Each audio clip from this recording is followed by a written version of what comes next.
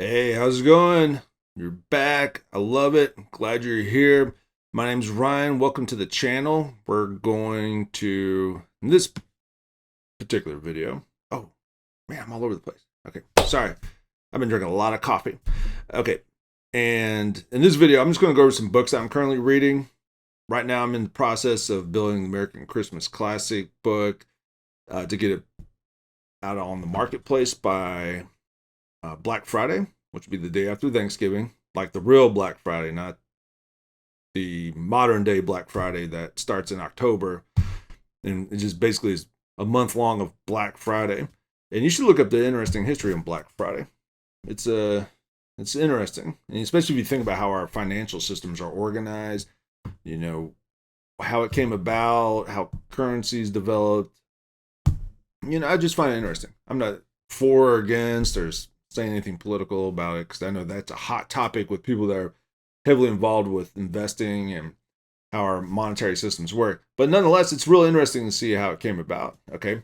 Anyhow, so books that I'm currently reading right now. Okay. This doesn't really have anything to do with the book that I'm writing. And we're going to get into that in depth in another video. I'm just going to ruin the whole book for you. Okay. So we'll put a disclaimer on those videos before you get there. So what books am I reading? I just finished wow. I just finished wrapping up reading Bram Stoker's Dracula. I picked this up at a used bookstore over here by the house. It's got a pretty freaking crazy book color. It's got some shiny stuff on the side. It's not gold, I can tell you that. And it's rubbing off easily, so it's probably some sort of weird industrial metal that's going to give me cancer and kill me and all sorts of crazy stuff. But it looks nice when I have the book. So I just finished reading Bram Stoker's Dracula. Fantastic book. That's actually really, it was really good. Okay. And I was going to say, I can see why it has held up over time. I mean, it has aged very well. If you read a lot of older books, sometimes they just don't make the cut with time. Okay. They just don't keep up with the longevity and the change and how everything adjusts and the evolution of our civilizations. So I think a lot of older books don't quite have what it takes to make that jump. Okay. At least for holding themselves in like the mainstream attention or something that can be replicated, or somebody's like, hey, let's keep looking at this over and over again. But Dracula, that was a fantastic book. Apparently, I didn't know this. I looked it up, but Bram Stoker was a playwright or a screenwriter or something. He did something where he did a lot of writing for like plays and on stage and stuff. So it was a skill that he kind of incorporated into how he wrote the book. So that's one reason they say that the book is so well adapted, because he made it to become a performance, which you can totally see it when you're reading it. Now, I'd actually say most of these Dracula movies, they're like supposedly following along the story, like they totally screw it up. Like the book nails it. I mean, the book's on target. I'm like, why? How come they can't just follow along with the book, right? I mean, the book is the book, correct? How come they got to change the book? I get it. Everybody's got to put their opinion in things. Educators do that. Sometimes we'll get a curriculum from a company and it's got everything that you need. And then they'll go, oh no, I want to change this, this, and this, and this, and this. Sometimes they make it better. Sometimes they make it worse. Or sometimes it doesn't even do anything different than other than just putting your own opinion things. So maybe that's what's taking place when people decide to take a book and make it into a film.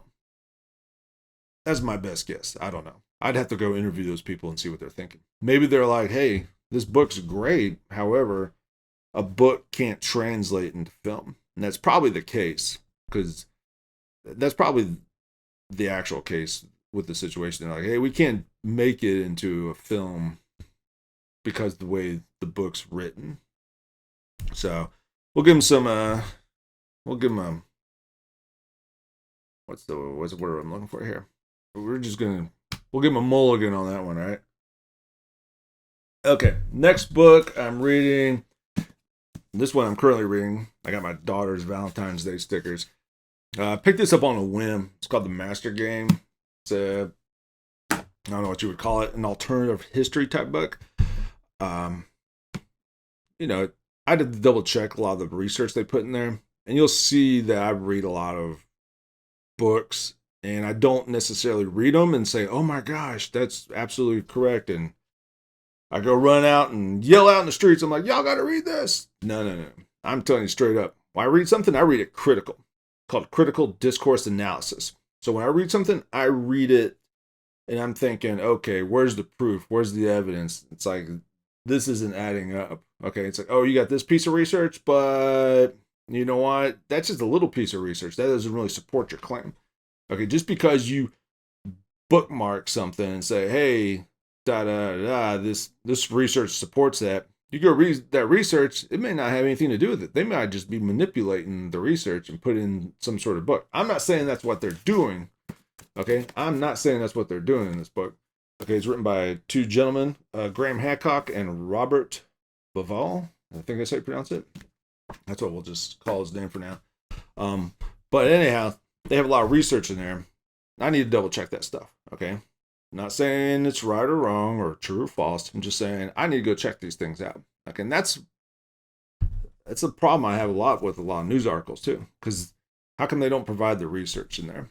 And I know it's news, and this gets kind of controversial, especially when you're reading news and talking about news, because it's very biased. So it's really hard to get a good wrapping, a good understanding of everything that's going on, because you have to go to multiple sources and start kind of piecing your information together. In other words, you got to do some research. Okay, so anyhow, the book is about the. I'm only halfway in, so I can only tell you about halfway at that point in time. Okay, you can go read the book blurb on Amazon and other websites. They'll tell you all the great things about the book. Long story short, it's about this Gnostic religion that kind of continued around, and they're trying to track the history of Gnosticism, which is a form of religion. It was a variation of Christianity. I don't know enough about it to really speak on it, but it's kind of interesting talking about how the Catholic Church at the time was trying to suppress that religion and going after people that did those things. And it talks about the Inquisition. Then it's talking about some older books that came out of Egypt, like the Hermetica, which is another ancient text, and then the Book of the Dead, which is another book from Egypt that's even older than the Hermetica. And I've actually read those books. I read those a long time ago. Okay, so I didn't know that at the time that this book would have them in there. It's kind of a pleasant little surprise because they're going back into things that I've actually read about. And like I said, I'm really interested in archaeology. I'm really interested in ancient history. So that's one reason I read all those books. And this book, The Master Game, it's getting into those type of things. Now I don't know where it's going after that. I saw a bunch of Mason symbols in there. So we're going to see what they got with all that. And once we get there, once I finish the book, I'll give you a complete wrap up. All right, and the last book I'm reading, I know you're like, well, you only read 3 books at a time? Yeah, I know. It's a lot. The last book I'm reading is Stephen King, It. I think that's backwards on your screen because of the way the iPhone is working here with the FaceTime, or the camera facing me from the actual viewpoint of the phone. So anyhow, I'm reading Stephen King, It. Yeah, I took off the dust jacket because it's really nice. Now, I got this at the used bookstore also. It's in pristine shape. The jacket's awesome. It's got the classic It graphic on there with the little sailboat and the little claw hanging out of the sewer. I don't know where I put the jacket up so it wouldn't get ruined. Because whenever you read a book with a jacket, it always seems to get torn up, or you're using it as a bookmarker or something like that. So I just took it off because I was like, I'm going to keep this in good shape. And I'm only probably about 300 pages into it. And so far, so good. I've seen the new Stephen King It movies. I never saw the old one from the 90s, which was the one that had, I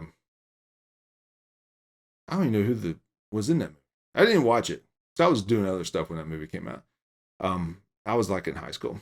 And anyhow, so I never watched the older Stephen King It from the 90s. But I did watch the newer one that came out where it had like the 2 movies for the book, which I'm still trying to figure out how if it follows along with the book. For right now, I can see it does not follow along with the book completely. The great movies, I'm not going to badmouth them, but the book's just different. It's enjoyable. It's interesting. I like seeing how he's writing this out. I've never really read a lot of Stephen King. So it's so far so good. I like his coming of age type mentality with the characters and going back and forth from their adult life to their child life. That's kind of cool. And kind of, I mean, I feel bad for those kids. Like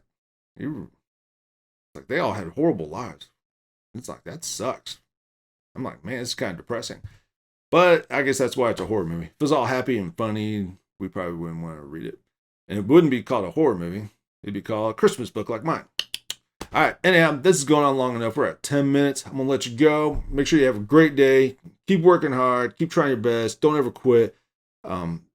Watch some other video if you're needing some tips on how to get started on projects. It's nothing super complex. It's actually easier than you would think.